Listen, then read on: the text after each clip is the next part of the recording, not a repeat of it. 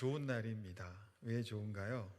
네, 또 명절이기도 하니까 좋죠. 한 주간 우리 옆에 분과 이렇게 한번 인사할까요? 또 행복한 명절 보내세요. 행복한 명절 보내세요. 네, 행복하게 명절 보내시기 바랍니다. 새해 복 많이 받으세요 할까 하다가 새해는 1월 1일이 새해인가요? 구정이 새해인가요? 1월 1일 느낌이 사실 있죠. 그래서 이거는 명절 느낌이어서 그냥 명절 잘 보내시기를 같이 함께 인사했습니다. 이 명절이 되면 항상 나오는 그 뉴스 중에 하나, 저도 그저께인가 어젠가 이렇게 봤더니 뭐 명절 대이동 뭐 그런 얘기가 나오죠. 그래서 매년만 되면 여기저기 많은 사람들이 움직입니다. 양손에는 뭐 선물 꾸러미를 들고 일제히 가면서 움직이면서, 이 시간은 보통 많은 사람, 세상 사람들은 조상을 기리고 가족끼리 좀 회포를 푸는, 좀 쉬어가는 시간이 명절 기간이라고 볼 수 있죠. 근데 우리 교회 이름이 뭐죠? 평안교회인데, 또 우리 어딘가요? 우리 교회 이름이 움직이는 교회라고 생각하는 애들이 있대요. 제가 하도 움직이는 교회 그 표를 강조를 했더니 우리 교회 이름이 움직이는 교회라고 이렇게 했다는 얘기도 있습니다만, 움직이는 교회인은 우리들이죠. 그렇기 때문에 우리가 가는 곳은 고향이든 부모님 댁이든 친척 집을 움직일 때 단순히 기성하는 것이 아니라 우리는 하나님의 언약과 복음을 가지고 가는 특별한 파송된 송유사와 같은 모습으로 간다라고 보셔도 좋을 것 같아요. 그래서 우리가 이런 생각을 한번 해보면 좋겠는데, 우연히 우리 집에, 이 가정에 태어난 것이 아니죠. 수많은 가문이 있고요, 가정이 있지만 하필이면 하니까 좀 부정적인 느낌이 드는데, 감사하게도 이런 가정에 우리가 태어나기도 하고 또 저런 가정에도 태어나기도 합니다. 어떤 가정은 믿음 생활을 잘해서 믿음으로 대를 이어오던 가정에 태어나는 경우들도 있고요, 또 어떤 경우는 제사를 지내고 또 믿지 아니하는 가정 가운데 좀 쉽지 않은 신앙생활을 하는 분들도 분명히 있습니다. 그럼 하나님께서 이런 가정 저런 가정이 있지만 그 가정 가운데 나를 먼저 믿게 하시고 나를 먼저 부르신 이유가 분명히 있다라는 거예요. 오늘은 본문 내용도 그렇지만 다 믿는 가정 안에서 살아가는 분들은 가정만을 보지 마시고 이웃과 그 믿지 않은 사람들을 바라보면서 말씀을 좀 들으면 좋겠고요, 또 여기 가운데 계신 분들은 믿지 않는 가정 가운데 있는 분들도 분명히 많이 계실 텐데, 그럴 때 또 오늘 본문 말씀을 가지고 그 의미들을 좀 되새기고 또 은혜를 받기를 소망합니다. 보통 우리 아이들도 여기 있는데요, 추석이 좋은가요? 아니면 구정, 설날이 좋은가요? 설날이 좋죠. 왜 설날이 좋은가요?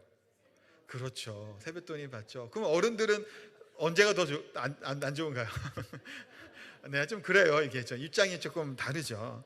우리 부모님들도 우리 애들한테 좀 용돈을 줘야 생각을 가지고 준비해서 이렇게 가기도 하고 오기도 하잖아요. 그런데 우리가 용돈을 준비하고 선물을 준비하는 것뿐만이 아니라 우리는 남들이 보지 못하는 비밀 보따리를 하나 더 가지고 가야 됩니다. 이 비밀 보따리가 뭘까요? 하나님의 복이에요. 복음이고 은혜라는 겁니다. 소고기 선물 세트, 과일 세트도 우리가 들고 가지만 우리는 우리 가문의 영적 지형을 바꿀 그런 복의 보따리를 가지고 가는 자들이라는 거예요. 그래서 사실은 명절이라고 하는 것이 좋기만 하지는 않은 경우가 있잖아요. 마냥 기쁘지만 않은 것도 명절이기도 합니다. 오랜만에 만난 친척들과 대화, 오묘하고 미묘한 요 신경전들도 있죠. 그래서 뭐 경제적인 것을 가지고 얼마나 벌었냐 어쩌냐 그런 얘기를 때로는 하기도 하고, 우리 애가 이번에 뭐 어떻게 됐고 뭐 주식을 했는데, 주식한 사람들은 좀 많이 벌었죠. 특히 삼성이나 SK 하이닉스 같은 경우는 뭐 어마어마하니까요. 뭐 그런 얘기를 한다든가, 뭐 승진을 했다는 얘기를 할 수도 있겠고요. 좀 세상적인 그런 비교들이 사실은 가정 안에서 참 많이 나타납니다. 또 제사 문제에도 우리가 피해갈 수 없는 영적인 긴장감으로 우리가 다가올 때가 많죠. 그래서 명절이라고 하는 것이 때로는 영적인 방전을 경험하는 시기가 이 명절 기간이기도 해요. 우리가 뉴스에 보는 것 중에 하나가 명절 전에는 민족 대이동 뭐 막혔니 몇 시간 걸렸니 얘기가 나오잖아요. 네이버나 그런 포털 사이트에 봐도 서울에서 부산까지 몇 시간. 근데 왜 하필이면 항상 부산만 얘기할까요? 그거에 대한 어떤 생각 안 들어보셨어요? 왜 서울 부산만 시골이에요? 저는 부산 아니거든요. 다른 지역도 많잖아요. 저기 광주도 있고요, 뭐 대구도 있고, 강릉도 있을까 뭐 하는데 항상 서울에서 부산까지 몇 시간 뭐 이렇게 얘기를 한단 말이에요. 어쨌든 간에 이게 명절 전에 나오고 명절 후에는 뭐 명절에 뭐 어쩌고 하고 안 좋은 얘기도 막 들리죠. 싸웠다는 얘기도 나오고, 딱 어떨 때는 참 끔찍한 뭐 칼부림 얘기가 나오는 경우들도 가끔 있습니다. 그래서 명절에 모인다고 하는 것이 좋지만은 않은 경우가 참 많아요. 타락한 본성을 가진 인간들이 모인 곳이기에 그것의 죄와 상처가 적나라하게 드러난다는 거예요. 그러하기에 그렇기 때문에 우리가 그곳으로 가서 그 모임과 만남을, 그 분위기를 우리가 바꾸는 존재인 거예요. 이 세상은 어둡죠. 깜깜해요. 그러나 작은 촛불 하나만 있어도 비춰지고 밝아지는 것들을 보게 돼요. 우리는 그래서 가문의 뭐로 부름받은 자들인가요? 영적인 제사장으로 부름을 받은 자들이에요. 때로는 남편이 대부분 가장이잖아요. 그런데 여성 같은 경우 혼자 믿음 생활을 하는 분들이 있어요. 그러면 영적으로는 누가 가장일까요? 본인이에요, 아내가. 그렇죠? 믿지 않은 남편보다는 그런 이 세상에서의 가장이지만 영적으로는 믿는 우리가 가장이에요. 그러면 부모님도 다 안 믿고 혼자 자녀인 내 혼자 신앙생활하면 누가 영적인 가장이에요? 본인이에요. 손주라고 하면 손주가 그런 거예요. 우리 영적인 그런 거룩한 제사장으로 부름받은 자들이라는 거예요. 오늘 본문에 보면요, 사도행전 16장인데 한 가정이 나옵니다. 빌립보 감옥 간수네 가정이 나옵니다. 오늘 본문 앞부분 내용은 다들 아시죠? 제가 지난번에 빌립보 설교할 때 했더니만 혹시 모를 수 있을 것 같아서, 이게 무슨 사건인가요? 바울 사도가 바울과 실라가 마게도냐 지역 그 첫 성인 빌립보 지역으로 복음을 전하러 갔다가 귀신 들린 여종의 그 귀신을 쫓아내 주죠. 치료해 준단 말이야. 그랬더니 그 주인이 고발하고 고소해서 바울과 실라가 매를 심하게 맞고 빌립보 감옥에 갇혀 있었던 요 사건이에요. 그런데 바울과 실라가 매를 맞고 어려운 가운데 왜 가기 원래 계획도 없던 대로 왜 이쪽으로 보내셔서 이렇게 고생을 하게 했습니까? 라고 기도하던가요? 아니죠. 하나님을 찬양하고 찬미하니 어떤 일이 일어나요? 옥문이 열렸죠. 옥문이 열리고 간수는 죽으려고 해요. 자결하려고 한단 말이야. 그때 멈추라 그러죠. 우리 여기 있다고, 괜찮다고 얘기하면서 그 이후의 내용입니다. 그러니까 이 간수는 가장 절망적인 순간을 겪은 거예요. 이 죄수들이 탈옥한 줄 알았을 거 아니에요. 문이 열렸으니까. 그럼 왜 근데 죽으려고 그럴까요? 죄수가 도망갔는데 왜 죽어요, 간수가? 왜 자살하려고 그래요? 책임이에요. 지난번에 기억하시네요. 예. 로마법은요, 이 죄수가 풀려나거나 도망가면 그 책임은 누구에게 지게 하면 그 지키는 사람에게 책임을 묻는 거예요. 대신 그 죄를 다 겪고 당해야 돼요. 그렇기 때문에 간수는 순간 옥문이 다 열린 것을 보고 절망을 했을 거예요. 우리 가정 망했구나. 이제 내가 이제 어떻게 되겠고, 그 생각을 했겠죠. 그러니까 비참한 가운데 살기 어려우니 절망 가운데 자살하려고 했던 이 간수였고, 그 비참함이 바로 앞에까지 있었던 가정이 바로 오늘 본문의 이 가정이라는 거예요. 그런데요, 이 절망의 밤에 바울이라고 하는 움직이는 교회가 그곳에 있었죠. 자결하려고 했던 그 사람을 만류하고 온 가족이 세례를 받는 놀라운 구원의 역사가 일어나게 됩니다. 우리가 있는 이 가정이, 우리가 만나는 가족들이, 친인척들의 그 순간순간이 바로 이와 같은 절망에서 소망으로 변하는 기적의 시간이 되기를 예수님의 이름으로 축복합니다. 자, 내용을 한번 살펴보면요, 31절에 보면 우리가 너무나도 잘 아는 말씀이 나옵니다. 같이 한번 읽어보도록 할게요. 이르되 주 예수를 믿으라. 그리하면 너와 내 집이 구원을 받으리라 하고. 아멘. 이 말씀 좋아하시는 분 안 좋아하시나요? 믿음의 가정, 믿지 않는 가족들이 많으면 참 은혜가 되고 위로가 되는 말씀이죠. 주 예수를 믿으라. 그리하면 너와 내 집이 구원을 받으리라. 그런데요, 이 짧은 한 구절 가운데 놀라운 언약의 문법이 거기에 숨어 있어요. 이것을 발견하는 또 은혜가 있는데요. 믿으라라고 하는 명령은 단수입니다. 문법상으로 헬라어상 단수. 너가 믿으라는 거예요. 그러니까 이 간수에게 바울이 당신이 믿으라는 거예요. 그런데 그 결과를 뭘 얘기하고 있죠? 너와 내 집이에요. 이건 복수죠. 믿으라 그런 것은 이 간수였는데 그로 말미암아 결과는 이 가정이 복을 받을 것이다라고 말씀합니다. 이것을 뭐라고 얘기하냐면요, 유식한 말로, 유식하다고 할게요.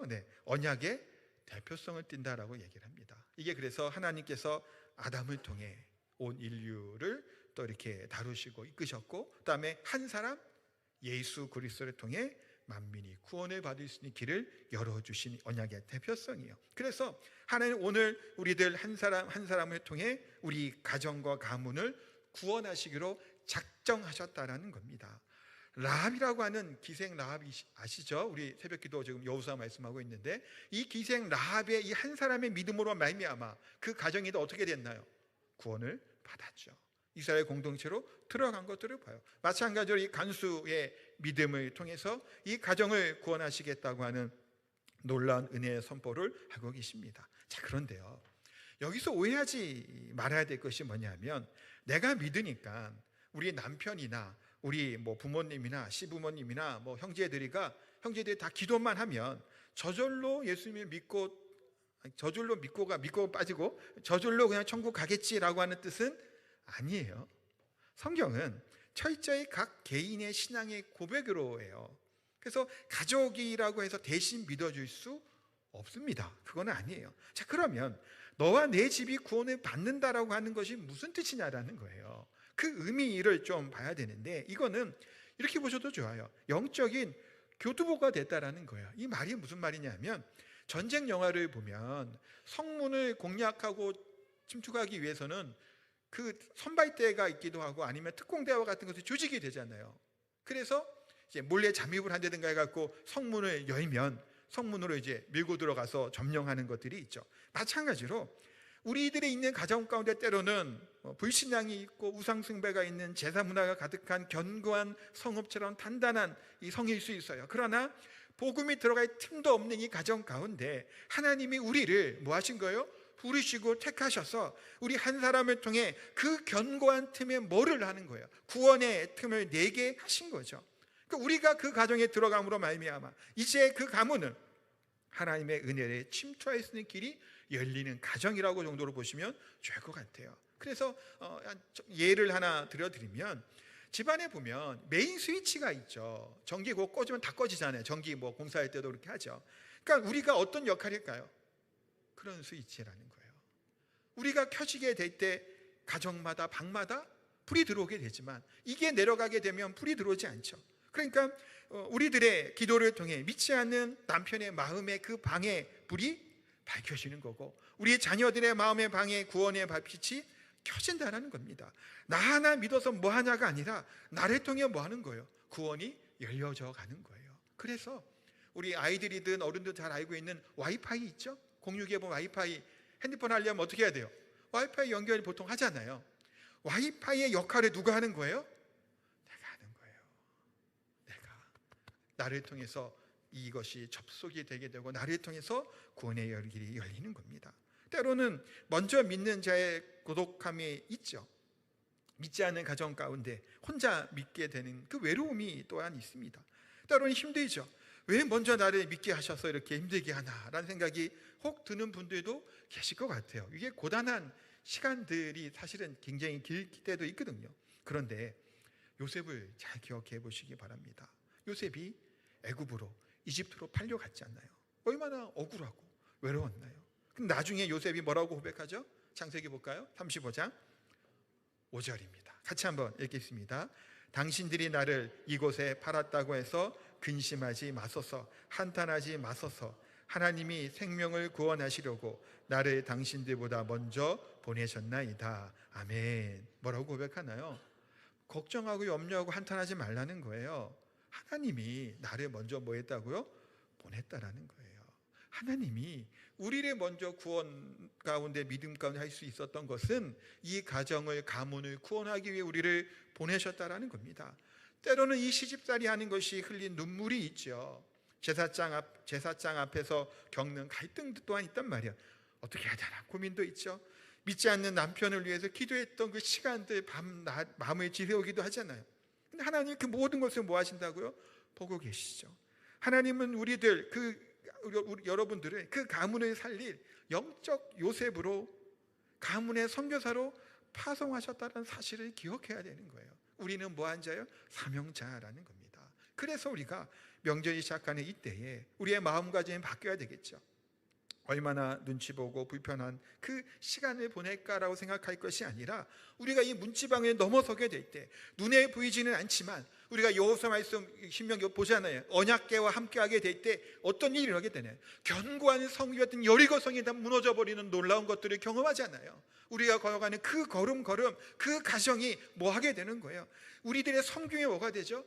제사장이 제사를 섬기고 예배를 준비하는 것처럼 그 섬김이 될 거라는 사실을 기억하고 밥을 준비하고 설거지하고 하는 그 모든 순간순간이 우리를 통해 이 복음의 문을 열어가시는, 굳게 닫힌 마음을 열어가시는 놀라운 은혜의 시간인 줄 믿습니다. 그렇게 되길 소망하고, 그뿐만 아니라 그래야 같은 이 변화된 이 간수를 통해 어떤 일이 일어나게 되냐면요, 33절에 또 볼까요? 33절에 보면 같이 읽을게요. 그 밤 그 시각에 간수가 그들을 데려다가 그 맞은 자리를 씻어주고. 아멘. 자, 어떻게 했나요?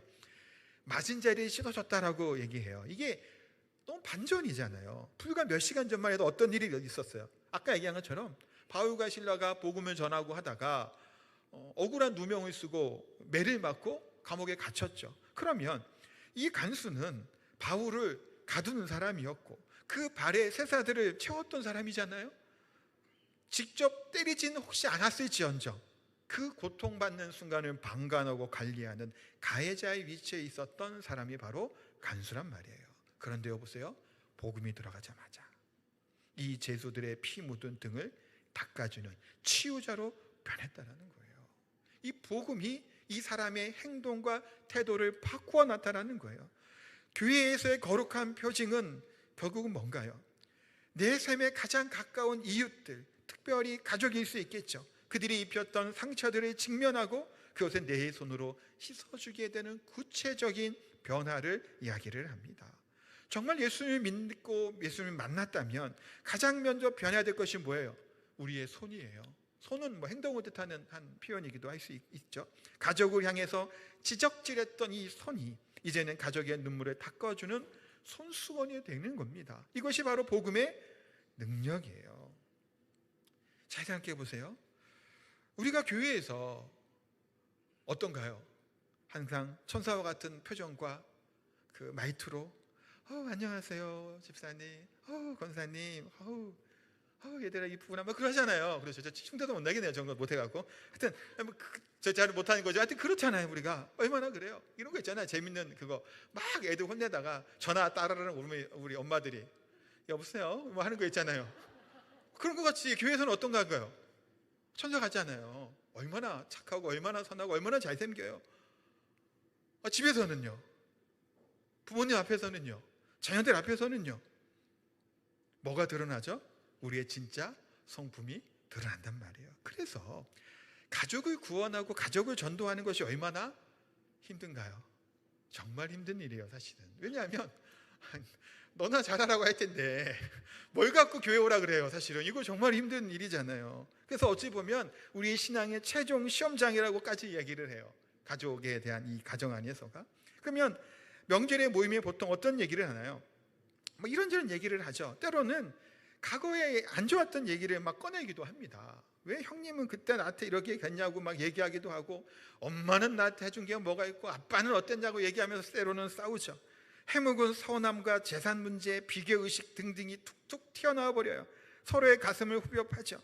상처를 씻어주는 것이 아니라 상처에 소금을 뿌리는 경우들이 명절에도 참 많이 일어나는 일이에요. 자, 그런데요, 여기서 재밌는 재밌기보다는 적절한 예화를 하나 드려드리면, 우리 가족 중에 누가 넘어졌어요.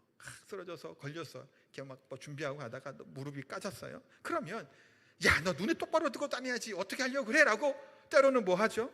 소리치면서 지적을 하죠. 너 왜 그랬냐? 물론 걱정되는 마음에 그럴 수도 있는데 지적을 합니다. 근데 반면에 아무 말 없이 달려가서 약을 바르고 붕대를 감아주는 사람들이 있죠. 피가 흐르는 그 피를 지혈을 하는 사람이 있어요. 지적을 하기도 하고요, 지혈을 하기도 하죠. 명절이 돼서 가족들이 모이면 참 잘 안 가려고도 하잖아요. 젊은 청년들이나 사람들이. 왜 안 가려고 그러죠?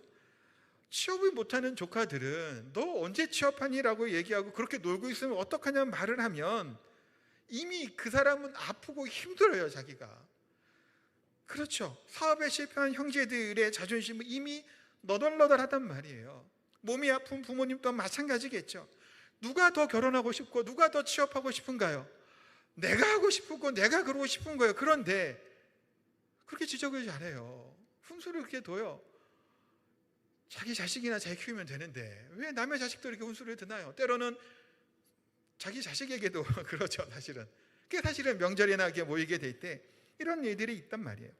그때 움직이는 교회인 우리 성도들은 해야 할 일은 거봐, 내가 교회 다니라고 했지 기도 안 하니까 그렇지 라고 하는 게 아니란 얘기예요. 그렇게 하라는 얘기 아니에요. 이게 되게 유해주는 말 같지만 이미 그 사람도 어느 정도 알고 있어요. 그 아픔이 있단 말이에요. 기도하라는 거 모르는 사람이 있나요? 기도하면 되죠. 우리들이 안 해서 마찬가지고 또 그보라 기도 안 해서 그런 거 아니냐, 너 왜 제대로 봉사 안 해서 그런 거 아니냐, 뭐 가족이 여러 가지 일이 있으면 괜히 그런 얘기들을 한단 말이에요. 그런 지적질을 할 것이 아니라 간수가 바울과 실라의 상처를 싸매준 것처럼 공감과 위로로 뭘 해야 된다고요? 지혈을 해야 된다는 거예요. 지적이 아니라 많이 힘들었지, 내가 기도하고 있다고 한번 토닥여 주는 것, 아니면 형님 올해 안에 고생했어요 하면서 과일을 좀 깎아준다든가, 그냥 그런 말도 못할 수 있죠. 그러면 따뜻한 표정과 눈빛으로 한 번씩 빙긋이 웃어주고 한번 이렇게 공감해 주는 것만 해도 그 가족들의 굳었던 마음들이 녹아지고 치우게 되는 줄 압니다. 그러하기 때문에 예수님께서 제자들의 발을 씻겨주실 때 허리에 수건을 두르신 것처럼 우리가 명절이나 가족들이나 아니면 또 믿지 않는 이웃들을 만나는 그때에 겸손의 수건을 좀 허리에 둘러야 돼요. 며느리들도 여기 계시죠. 시댁의 고단 노동, 네, 그렇죠. 힘들죠. 그런 억울함 막 느낄 수 있죠. 왜 나만 하나, 우리만 하나. 저희 집도 남자들은 선언학가상 안 했어요. 어릴 때 보면 다 작은 어머니들하고 여자들이 다 했던 것 같아요. 보통 이제 술 먹다 술상도 봐주고 늦게까지 이렇게 뭐 차려주고 거의 이제 드시기만 했던 것 같은데, 그럼 고되고 힘들죠. 근데 주님이 내 발을 씻겨주신 그 사랑을 우리가 기억하면서 시어머니의 거친 손을 한번 잡아주는 것, 그것이 우리의 씻겨줌의 겸손의 모습이겠죠. 남편이나 아내, 부부관계도 마찬가지일 거예요. 운전해 가고 이동하려고 피곤하고 힘들 수 있죠. 우리 아내의 젖은 손을 보면서 만져주면서 당신 덕분에 우리 집안이 산다라고 하는 그런 격려의 말을 한마디 해주고, 괜히 만났다가 자기 그게 엄마 편들고 막 그러면 큰일 나잖아요. 가끔 그런 경우가 있단 말이에요. 두둔하고 했다고. 아내 편을 들어야죠. 아내 편을 들어야 되고 남편 편을 들어야 돼요. 괜히 뭐 시부모냐 그거 하면 안 된단 말이에요. 저는 철저하게 제 아내 편이에요. 어떤 순간에도 변함이 없을 것 같습니다. 네. 아내 편이죠. 남편은 아내 편이고 아내는 남편 편이죠. 부모는 네, 이해해줘야 돼요. 이해해줘야 돼. 그래야 우리 자녀가 잘 살아요. 네, 잘 살아야 되잖아요. 그게 효도하는 거 아닌가요? 그렇기 때문에 서로 편을 들어줘야 되죠. 그러니까 서로 좀 그 위함이 필요해요. 또 부모 여러분들도 자녀가 좀 부족해 보일 수 있어요. 아쉬워 보일 수 있고 좀 답답해 보일 수 있고 걱정될 수 있어요. 그렇지만 믿는다라고 하는 말을 하면서 그냥 한 손에 잡아주고 토닥여주는 것, 덮어주는 것, 그것이 우리들이 해야 될 자세의 모습이죠. 서로의 허물을 씻어주게 될 때 우리의 가정은 지옥 같은 전쟁터가 아니라 하나님의 거하시는 거룩한 성전으로 만들어가게 될 줄 믿습니다. 그렇게 될 때 오늘 본문에 또 이후에 어떤 일이 일어나게 되죠? 34절을 볼까요? 같이 한번 읽어볼게요. 그들을 데리고 자기 집에 올라가서 음식을 차려주고 그와 온 집안이 하나님을 믿음으로 크게 기뻐하니라. 아멘. 어떻게 됐다고요? 온 집안이 하나님의 믿음으로 크게 기뻐하였다. 우리의 믿음의 삶의 가정이 바로 이렇게 되기를 소망합니다. 명절에 모여서 떡국 먹고 전 부쳐 먹고 끝나는 것이 아니라 지옥 같았던 이 간수의 그 심정, 죽으려고 그랬잖아요, 스스로. 그 가정의 비참함, 그러나 하나님을 찬양하며 천국 잔치로 변했던 것을 보게 됩니다. 우리가 며느리로, 사위로, 부모로 음식을 장만하고 함께 뭔가를 준비하게 될 때 수고하는 이 노동들이 헛되지 않죠.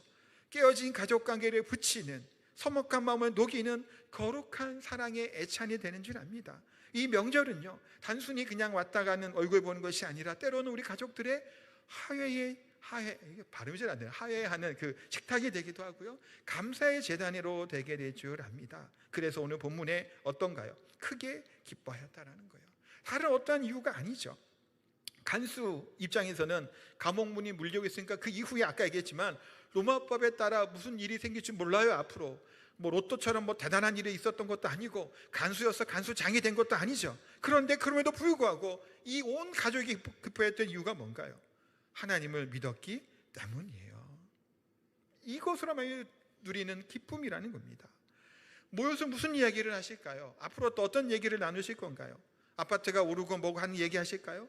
아니면 자녀들 대기업 취업하고 뭐 한 거, 뭐를 바꿨다, 뭐를 샀다는 얘기를 할까요? 조건적인 얘기로 기쁨을 나누고 이야기하고 자랑을 합니다. 그런 대화 속에서 조건이 안 좋은 사람들은 기가 죽죠. 상처받고 질투심을 느낍니다. 가짜 기쁨이기 때문이에요. 그렇기 때문에 우리는, 제가 비타민C 자꾸 드시라는 얘기 하지만 영적인 비타민이 되어야 돼요. 많이 먹지 않아도 비타민 먹으면 활기력이 생기잖아요. 돈 얘기하고 자녀 성공 얘기를 할 때 예수 믿는 우리들이 허허 웃으면서 맛있는 과일을 좀 깎아내오기도 하고, 분위기가 딱딱해질 때 하나님 우리의 가족을 이렇게 만나게 하니까 참 감사하다는 얘기를 좀 예쁜 말을 좀 하고, 그러면서 우리 하나님 믿는 기쁨이 우리 가정 가운데 전염되는 역할을 해야 된다는 거예요. 그럼 물어볼 수 있겠죠. 야, 너는 사는 게 이렇게 팍팍할 텐데 뭐가 좋아서 이렇게 웃냐라고 물어볼 수 있잖아요. 질문할 수 있죠. 별로 기뻐하고 좋아할 상황이 아닌 거 다 아는데, 가족들끼리니까요. 그런데 베드로전서 3장 15절을 볼게요. 이렇게 말씀 같이 읽을게요. 너희 마음에 그리스도를 주로 삼아 거룩하게 하고 너희 속에 있는 소망에 관한 이유를 묻는 자에게는 대답할 것을 항상 준비하되. 왜 안 나올까요? 다 있어요. 뒤에 넘기면. 네, 이것만 이제 안 넘긴 것 같아요. 하여튼 뒤에 게 중요해요. 너희 속에 있는 소망에 관한 이유를 묻는 자에게 뭐라고요? 대답할 것을 항상 뭐 하라고요? 준비하라는 거예요. 물어볼 거 아니에요. 왜냐하면 우리들의 그 기쁨과 즐거움과 행복이 넘쳐나는 걸 보니까 야, 너는 어떻게 그러냐고 물어볼 거잖아요. 그러면 형님, 저는 돈보다 더 귀한 걸 가졌잖아요. 하나님 우리의 가정을 지켜주시는데 뭐가 걱정인가요? 저는 형님 얼굴만 봐도 기쁘고 좋아요 라고 하는 조건 없는 기쁨을 보여주게 될 때 분위기가 바뀌게 되겠죠. 그래, 건강하면 됐지 뭐. 우리 가족이 최고지라고는 감사의 고백들이 나오게 된다는 거예요. 우리는 그래서 이 기쁨의 발원지가 되는 거예요. 그래서 절대로 우리가 연휴를 보낼 때 이런 결단과 다짐이 필요하겠죠. 찡그리거나 불평하는 것이 아니라 기쁨으로 감당하겠다고 하는 마음들. 우리들은 우리의 표정이 뭐가 되냐 하면 전도지가 되는 거예요. 믿지 않는 가족들이 여러분의 말이 아니라 행복한 얼굴을 보고 싶어 하죠. 이런 얘기가 나오는 겁니다. 예수 믿는 며느리는 역시 다르네. 그런 얘기 많이 듣고 사셨죠. 여기 혼자 계시면 예수 믿는 며느리니까 뭐가 달라도 다르구나. 야, 쟤는 뭐 첫째, 둘째, 셋째만 있을 거 아니에요. 형제들 중에서 다르잖아요.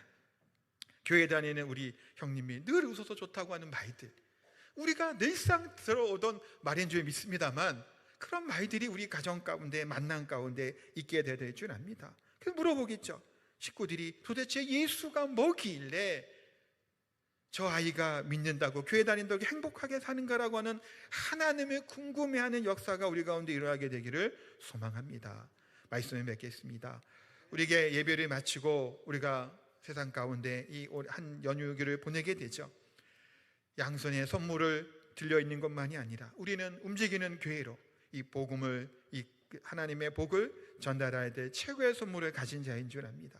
간수장의 가정을 생각해 보시면서 그 절망과 어둠이었던 이 가정이 기쁨의 잔치집으로 변할 수 있었던 것, 화려한 가구가 들어와서가 아니라 뭔가 진급하고 승진해서도 아니라 예수 그리스도라는 선물이 그 집 문턱을 넘었기 때문인 줄 믿습니다. 우리는 영적 아브라함인 거예요. 명절에 만나는 사람들이 가정 가운데 혹시 우상 숭배와 다른 것들이 가득해 있던 이 다툼에 이런 상처가 있었던 것이 끊어지게 되고 천대까지 이루는 은혜의 족보가 새로 쓰여지게 될 그 영적 아브라함이 바로 우리들인 줄 믿습니다. 또한 행복한 얼굴이 가장 강력한 전도지라고 말씀을 드렸죠. 끊임없이 세상에서 우리를 위협하죠. 이 가치와 이 기준으로 위협을 해요. 돈이 없으면 불쌍해, 불행해, 남들보다 뒤처지면 끝장이라고 말을 합니다. 물론 잘하면 좋겠지만, 그러나 명절에 가족들을 만나 기가 죽을 수도 있겠죠. 하지만 우리들은 지난주에도 이미 고백했죠. 화려하지 않아도 정결하게 사는 삶, 그것이 뭐라고요? 행복이라고요. 이번 설날 우리 가족들, 친척들 만날 때 당당한 행복한 얼굴을 보여주시기 바랍니다.